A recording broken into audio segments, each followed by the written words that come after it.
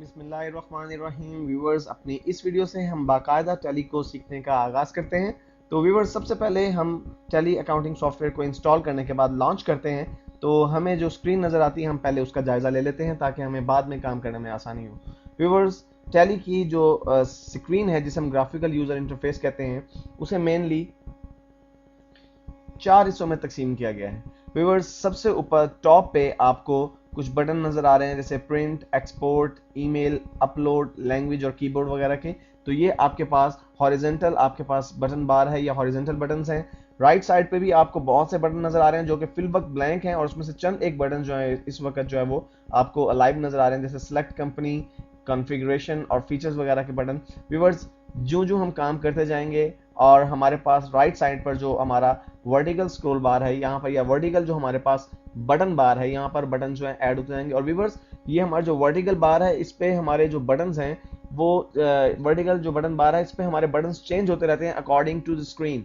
यानी हम जिस सेगमेंट में हैं, सॉफ्टवेयर के जिस हिस्से में मौजूद हैं, उससे रेलेवेंट जो ऑप्शन है उससे रिलेटेड बटन यहाँ पर हमें एक्टिव नजर आएंगे। और व्यूअर्स, ये जो आपको मेन जो हमारा स्क्रीन का हिस्सा है वो गेटवे ऑफ टैली कहलाता है, जो कि मेन पोर्शन है जहाँ पे बेसिकली हमें काम करना है। और बॉटम में व्यूअर्स हमारे पास कैलकुलेटर गिवन है जहाँ से हम बेसिक कैलकुलेशंस कर सकते हैं। हम बेसिक मैथमेटिकल फंक्शन यानी जमा, तकसीम, ज़रब और नफ़ी वगैरह को यहाँ पे आसानी से परफॉर्म कर सकते हैं।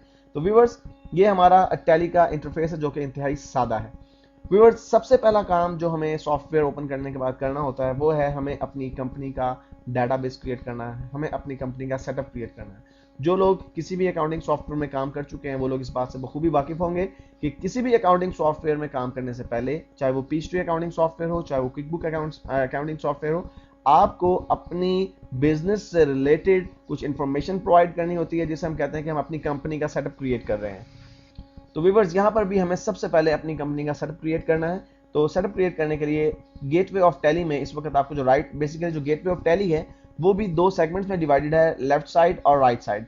राइट साइड पे व्यूअर्स आपको कंपनी इंफॉर्मेशन के नाम से एक छोटा सा मेन्यू बार नजर आ रहा है जिसमें सबसे ऊपर हमारे पास ऑप्शन है सिलेक्ट कंपनी का, जो कि इस वक्त डिम है। और इसके डिम होने की वजह यह है कि हम अभी कोई कंपनी चूंकि हमने क्रिएट ही नहीं की इसलिए हम कंपनी सिलेक्ट नहीं कर सकते। व्यूअर्स, यहाँ पे मैं ये बात आपको बताता चलूं कि आप टैली अकाउंटिंग सॉफ्टवेयर में एक वक्त में एक से ज्यादा कंपनीज के, एक से ज्यादा बिजनेसेस के अकाउंटिंग रिकॉर्ड्स को मेंटेन कर सकते हैं। और इसलिए यहाँ पर आपको ये सिलेक्ट कंपनी का ऑप्शन दिया गया कि आप एक से ज्यादा कंपनी के सेटअप्स को क्रिएट कीजिए और फिर जिस कंपनी के सेटअप में आपको काम करना है उसे यहाँ से सिलेक्ट कर लीजिए।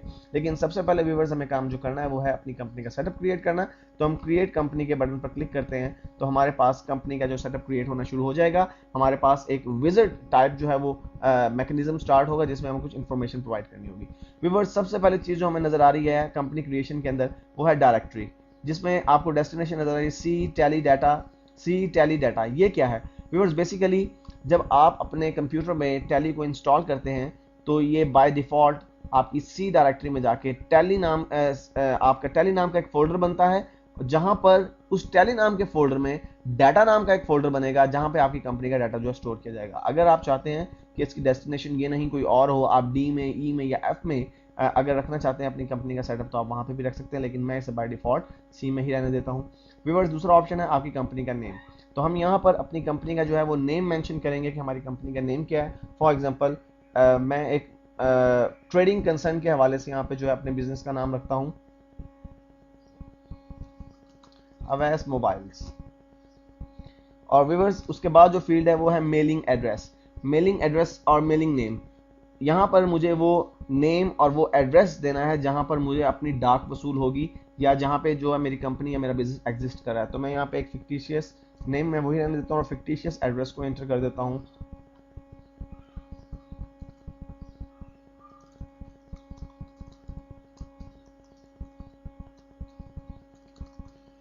तो व्यूअर्स, यहाँ पे मैंने अपनी कंपनी का जो एड्रेस, ये एड्रेस में नेक्स्ट लाइन में भी ले जाकर एंटर कर सकता था, लेकिन मैं एक ही लाइन में अपनी कंपनी का पूरा एड्रेस जो है वो एंटर कर दिया।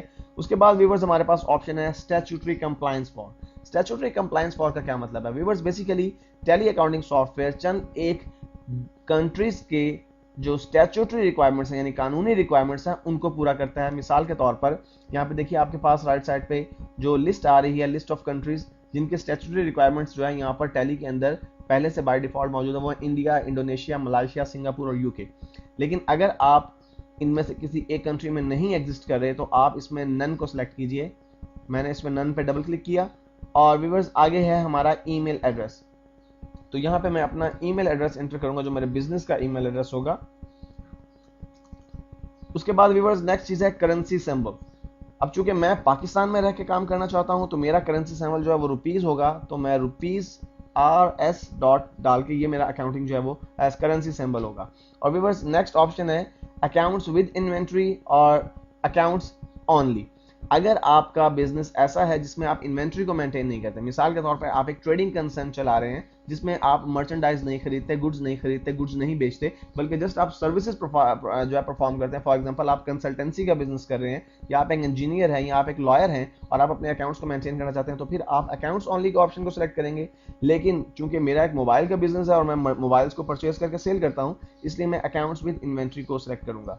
नेक्स्ट ऑप्शन जो व्यूअर्स मेरे पास है फाइनेंशियल ईयर फ्रॉम, यानी मेरा फाइनेंशियल ईयर कब से स्टार्ट हो रहा है और बुक्स कब से उसकी स्टार्ट हो रही है। फाइनेंशियल ईयर का मतलब व्यूअर्स वो टाइम पीरियड, वो टाइम स्पान जिसके लिए मुझे अपने बिजनेस का प्रॉफिट या लॉस जानना है। मिसाल के तौर पर अगर मैं अपना बिजनेस 1 अप्रैल से स्टार्ट कर रहा हूं तो यहाँ पे डेट ऑलरेडी 1 अप्रैल 2006 आई हुई है। लेकिन अगर मैं चाहता हूं कि ये डेट ये नहीं होनी चाहिए, बल्कि मैंने अपना बिजनेस स्टार्ट करना है जस्ट राइट फ्रॉम टुडे, आज से मैं अपना बिजनेस स्टार्ट कर रहा हूं, तो मैं आज की करंट डेट जो है वो एंटर कर दूंगा। मिसाल के तौर पे आज जो हमारे पास डेट है वो है 15/4 और 2011।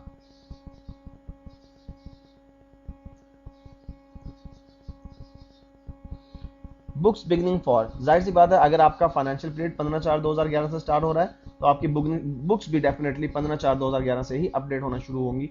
उसके बाद व्यूअर्स नेक्स्ट ऑप्शन आपके पास है टेली वॉलेट पासवर्ड। इससे क्या मुराद है व्यूअर्स, बेसिकली एक सिक्योरिटी ऑप्शन है। अगर आप चाहते हैं कि आपके टेली सॉफ्टवेयर के अंदर जितनी भी डायरेक्टरीज हैं, जितनी भी कंपनीज का डाटाबेस बना वो सिक्योर रहे, तो यहाँ पे आप एक पासवर्ड सेट कर सकते हैं। लेकिन अगर आप इसे खाली छोड़ दें तो भी इससे कोई फर्क नहीं पड़ेगा। बेसिकली ये सिक्योरिटी से जो है वो रिलेट करता है। लेकिन अगर आप अपने टेली वॉलेट का पासवर्ड भूल गए तो फिर वो तमाम डेटा अनयूजेबल हो जाएगा, ये बात ध्यान में रखिएगा। और उसके बाद व्यूअर्स आपके पास सिक्योरिटी कंट्रोल है, यस या नो, इसे आप यस भी कर सकते हैं, नो भी कर सकते हैं। उसके बाद व्यूअर्स आपके पास बेस करेंसी इंफॉर्मेशन है, आपको इसे जो है वो डिसाइड करना है। बेस करेंसी से क्या मुराद है, आप जिस कंट्री में रहकर काम कर रहे हैं वहां के हिसाब से आपको जो है वो काम करना है। तो मसलन बेस करेंसी सिंबल हमने पहले से बाय डिफॉल्ट सेट किया हुआ रुपीस है। फॉर्मल नेम, हमारी करेंसी का नेम पाउंड स्टर्लिंग नहीं है बल्कि हमारी करेंसी का नेम है पाक रुपीस, तो मैं इसे पाक रुपीस कर देता हूँ। और नंबर ऑफ डेसिमल प्लेसेस से मुराद है कि पॉइंट के बाद, इशारे के बाद कितने जो है वो डिजिट्स आने चाहिए, तो यहाँ पे 2 बाय डिफॉल्ट है, मैं इसको चेंज नहीं करता हूँ।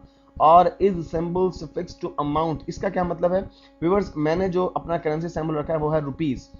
अगर मैं is symbol fix to amount को यस कर देता हूं, इसका मतलब है कि जब भी कोई अमाउंट लिखी जाएगी उसके बाद रुपीस लिखा हुआ आएगा। मैं इसे यस भी कर सकता हूं और नो भी कर सकता हूं, ये मेरी अपनी मर्जी पर मुनहसिर है। और व्यूअर्स उसके बाद है सिंबल फॉर डेसिमल पोर्शन, यानी डेसिमल पोर्शन का मतलब है कि अगर आपकी कोई अमाउंट फ्रैक्शन में है, मसलन 15 रुपए 50 पैसे, तो अगर आप पाकिस्तानी करेंसी में काम कर रहे हैं तो आपके 15 रुपए 50 पैसे, वो जो आपका फ्रैक्शनल पोर्शन है, यानी रुपयों के अलावा जो है आपका आप कह सकते हैं कि पैसों में जो रकम है उसे आप पैसों से जाहिर करते हैं। व्यूअर अगर आप डॉलर्स में काम कर रहे हो तो आप कहेंगे $5.03। इसी तरह पाउंड्स के अंदर पाउंड्स और पेंस होते हैं, तो मैं यहाँ पे व्यूअर्स डेसिमल पोर्शन में पैसा कर देता हूँ। और उसके बाद व्यूअर्स यहाँ राइट साइड पर भी कुछ हमारे पास ऑप्शंस हैं। शो अमाउंट्स इन मिलियन, आप अगर मिलियंस के अंदर अपनी अमाउंट्स को जो है वो शो करना चाहते हैं तो यस कर दीजिए, अगर नहीं करना चाहते तो नो कर दीजिए। अगर आप चाहते हैं कि सिंबल यानी अमाउंट सिंबल और उसके साथ जो अमाउंट है, मसलन ₹2 लाख, रुपीस और 2 लाख के दरमियान आप चाहते हैं कि स्पेस आए, तो फिर आप इसे यस करने दें, अदरवाइज नो कर सकते हैं। और decimal place for printing amounts in words 2, यानी आपका जब आप अमाउंट्स को प्रिंट करेंगे वर्ड्स के अंदर तो 2 डेसिमल तक जो है उसे प्रिंट करेगा। तो व्यूअर्स आपका कंपनी सेटअप ऑलमोस्ट क्रिएट हो चुका है। जस्ट हम इसे यस यस करके एंटर करते जा रहे हैं और वो हमसे पूछ रहा है एक्सेप्ट करें, मैं कहता हूँ यस।